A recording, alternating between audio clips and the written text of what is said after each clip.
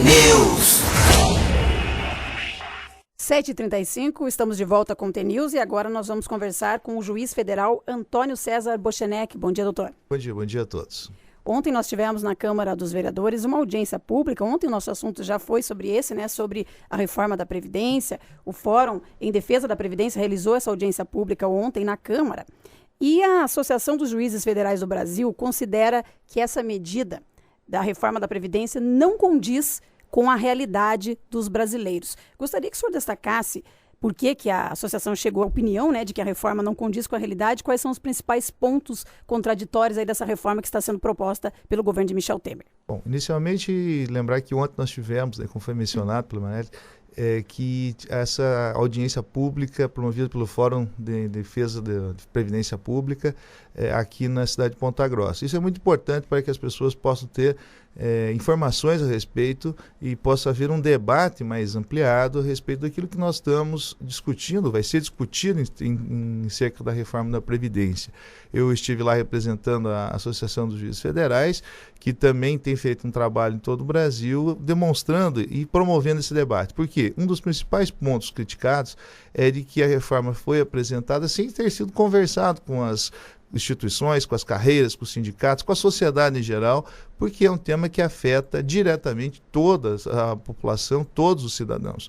Inevitavelmente, em algum momento da vida, nós vamos estar ou idosos ou sofrer algum risco por uma incapacidade e que nós vamos precisar de um sistema de previdência. E mesmo aqueles que não contribuem por não ter condição e tudo mais, precisarão de um sistema de assistência social.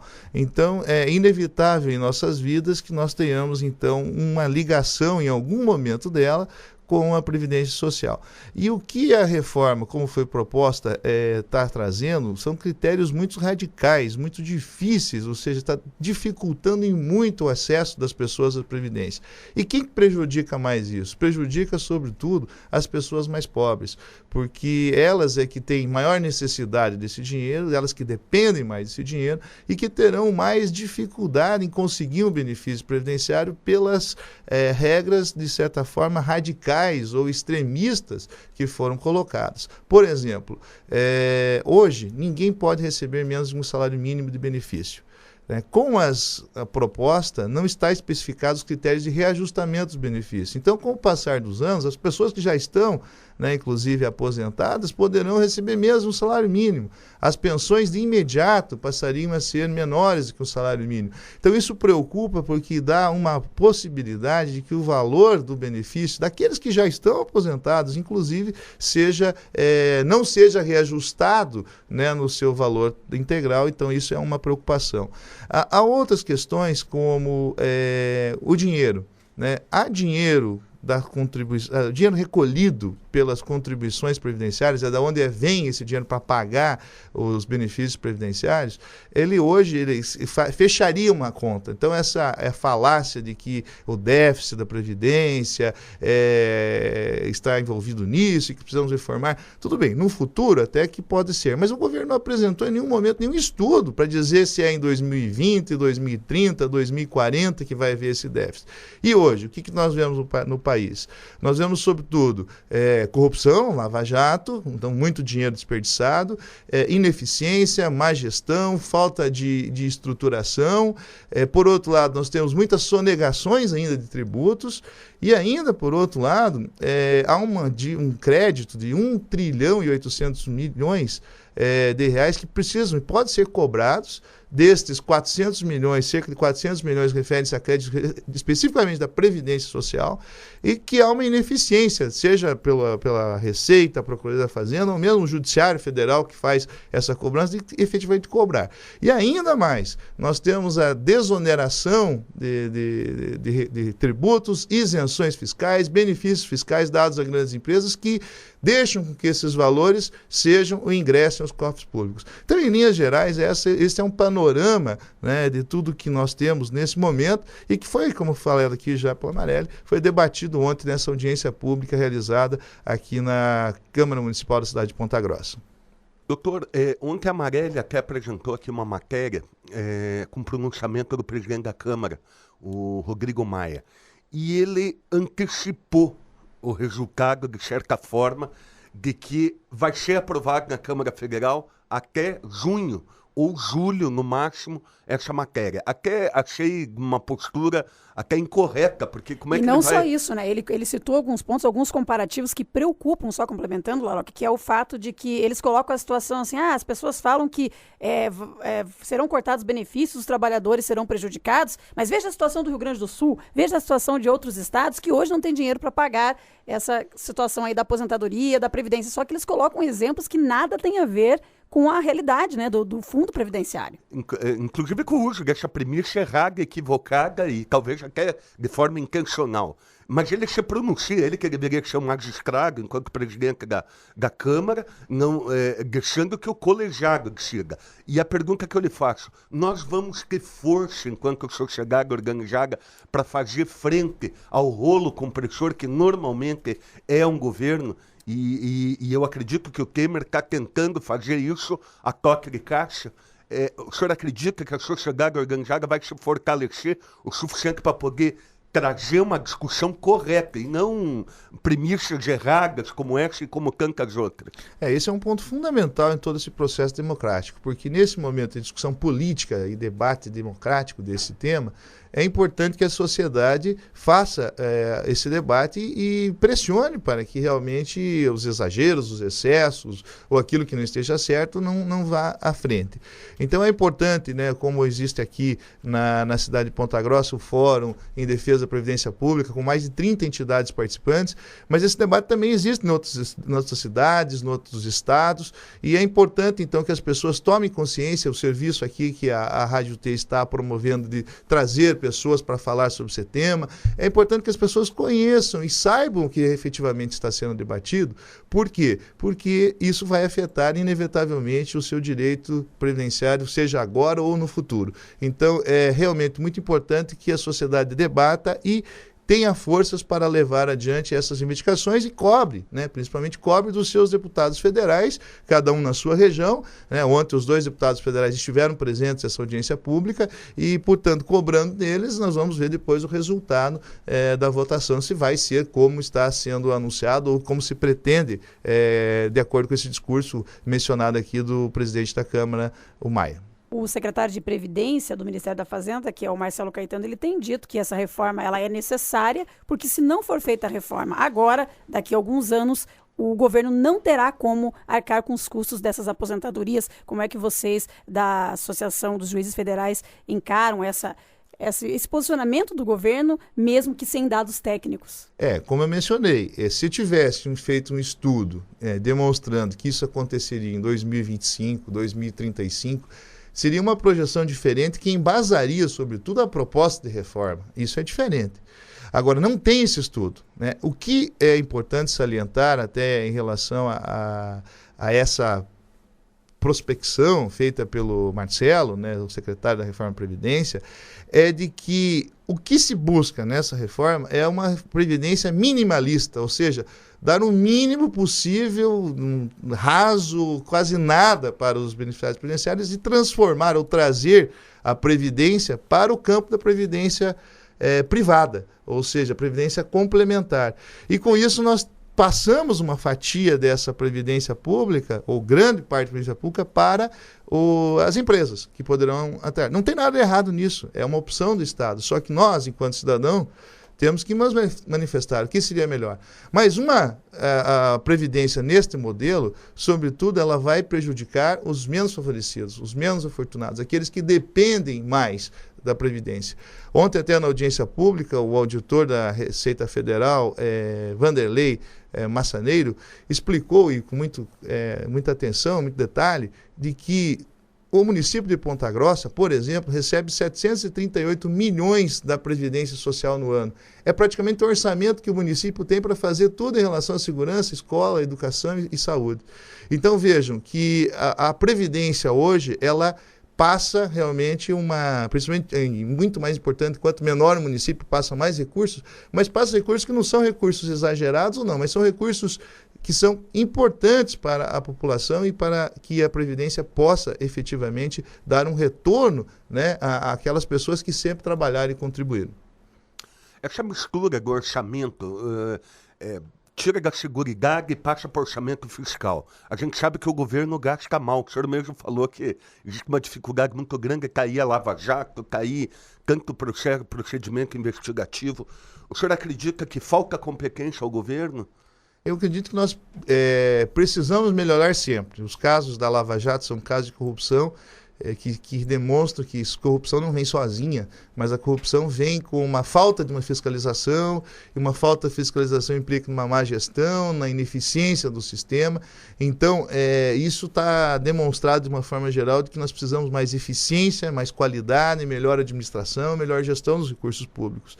E não passa de outra forma no sistema da Previdência, né? E nós, da Associação dos Juízes Federais, não só somos contrários à proposta que foi apresentada, como também apresentamos ao governo federal medidas para melhorar a cobrança desses créditos, que são créditos das grandes empresas que não são pagos e que poderiam, esse dinheiro estar hoje já nos cofres públicos e sendo aplicado, gerido de uma melhor forma para que retornasse à população.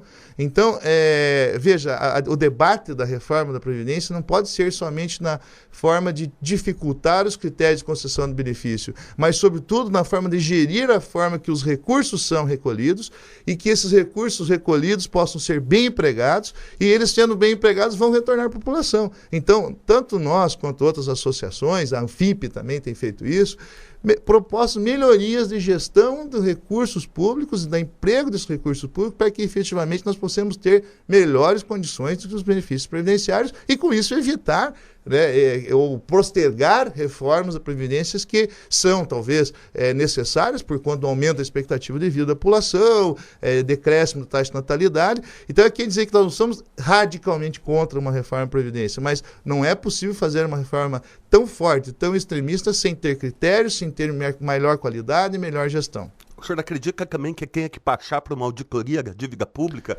Porque a última auditoria feita foi no tempo de Getúlio Vargas. Inclusive, Laroca, desculpe eu lhe cortar aqui, o ato de disposições constitucionais transitórias, ou seja, o finalzinho da Constituição, previa que seria feita uma auditoria pública nas contas. E essa auditoria nunca foi feita. Nenhum dos governos fez nenhuma auditoria. A auditoria é fundamental justamente para que nós possamos saber para onde vai, da onde vem, e que esses dados da auditoria são significativos e importantes para que tenhamos melhor gestão desses recursos. É fundamental. A sua pergunta é fundamental e necessária. Agora, um dos principais pontos, né, que é discutido nessa reforma que está sendo proposta é o tempo de contribuição, que, se não me engano, é de 49 anos, é o que eles estão propondo nessa reforma da Previdência. Especialistas nessa área têm dito que, dessa forma, a aposentadoria integral pode desaparecer, visto que o tempo é muito longo. Como é que o senhor avalia isso? A proposta, então, ela estabelece, iguala, né, todas, mulheres, professores, que têm hoje critérios diferenciados, para que vão poder aposentar só depois dos 65 anos. Esse é o requisito para conseguir a aposentadoria. E aí, um dos requisitos em relação ao cálculo do valor do município, para conseguir, como a Marielle falou, a integralidade, é necessário que a cada ano que ele contribuiu, um ponto percentual somados aos 51% que ele já sai de início, para se chegar à integralidade daquele benefício de 100%. Então, nós teríamos que ter realmente 49 anos de contribuição de uma pessoa para que ela recebesse a integralidade do valor do seu benefício. Ou seja, muitas pessoas ficam desempregadas no período da vida, algumas começam a trabalhar mais tarde, então não seriam nem 49, seriam mais, né? Se nós formos analisar perante o quadro que se desenha em todo esse cenário. Veja, então, a dificuldade de que, além de você dizer que a pessoa só vai se aposentar após os 65, quando ela tiver os 65 anos, ela não vai ter uma integralidade do valor do seu benefício. Dificilmente ela terá, porque vai precisar desses 49 anos de contribuição. E isso faz com que o benefício diminua, tirando mais direitos da população. Ou seja, a reforma realmente é de uma gravidade e de uma situação extrema, e que, portanto, vem afetar, talvez não diretamente, mas indiretamente, de forma reflexa, os direitos conseguidos da população, o quê? Ter um retorno, uma aposentadoria, depois de contribuir e trabalhar por tantos anos para uma atividade ou qualquer atividade de trabalho. Inclusive, nós temos esse nosso território quase continental do Brasil, ele tem diferenças, né? Se a gente pegar a expectativa de vida do Sul é uma, a expectativa do Norte e do Nordeste é outra. E eu não iria muito longe, Laroca. A expectativa de quem mora no Jardim Carvalho, Jardim América é uma, a expectativa de quem mora na Coronel Cláudio, em outras regiões mais da periferia, aqui também é outra.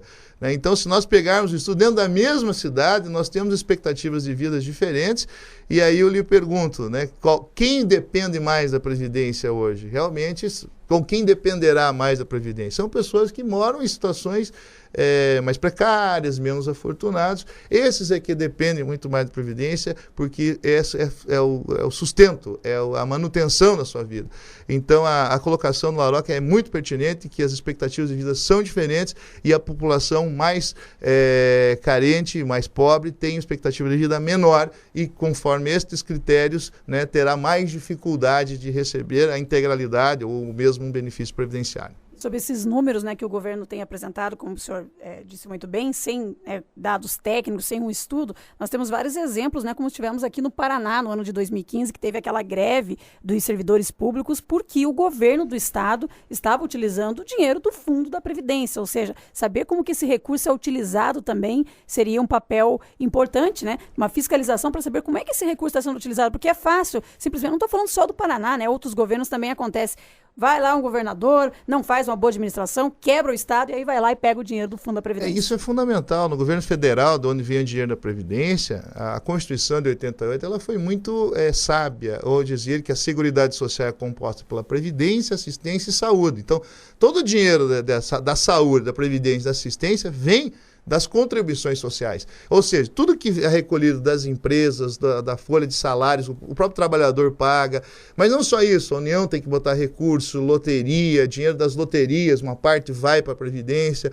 Enfim, a União é um bolo só de dinheiro para a Previdência. O que acontece? Desde 94, né, e depois mudou de nome em 2000, tem a desvinculação das receitas da União. Ou seja, esse dinheiro que deveria ir tudo para a Seguridade Social, 30% deles, por conta de uma emenda constitucional do ano passado, antes era 20%, passou a ser 30%, vai ser desvinculado. Assim, não precisa ir para a saúde, para a assistência, para a previdência.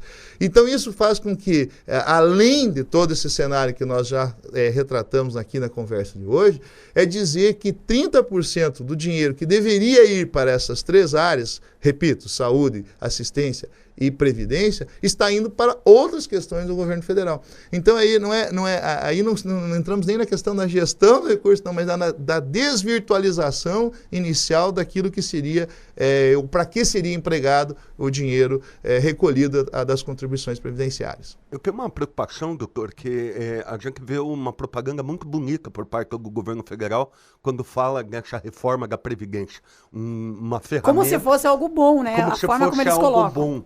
E o senhor mesmo fala que a grande dificuldade vai ser principalmente para o pessoal menos afortunado. Me causa assim, uma certa preocupação, porque este pessoal está sendo, eu não vou usar o termo enganado, mas está sendo, digamos assim, levado a pensar que a reforma é boa e que ela é necessária. E se utiliza a ferramenta da publicidade e propaganda, paga com dinheiro público, para o convencimento dentro de uma premissa errada. Não preocupa isso o senhor também? Não preocupa, e por isso eu estou aqui, nós participamos dos atos, elogiamos a imprensa que leva essa informação à população. Mas, sobretudo, é importante, né, diante do que o Laroca acabou de dizer, é que não houve um debate prévio a respeito do que era melhor ou não era melhor para a Previdência. Na Comissão de Constituição e Justiça da Câmara dos Deputados, o processo passou num dia. Veja, um processo desse que tem que ter um estudo, um avanço, ouvir pessoas. Esse é o papel da Câmara dos Deputados. E é até estranho, comissões. Né, doutor? É muito estranho que um assunto desse seja debatido dessa forma. Melhor não seja debatido. Exatamente. Faltou o debate, né? Isso é inevitável. Não dá para não constatar. Então, você ter, de um lado, um debate apressado e, do outro lado, propagandas. Então, é uma coisa que não está fechando bem.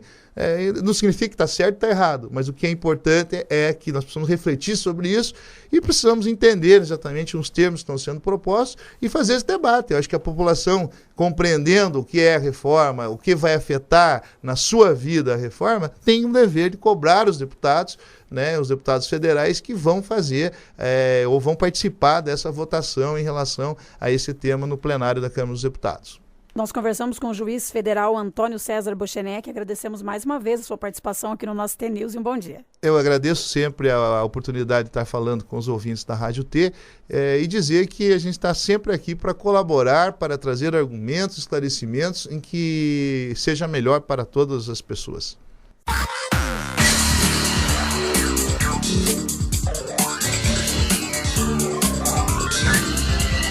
T-News.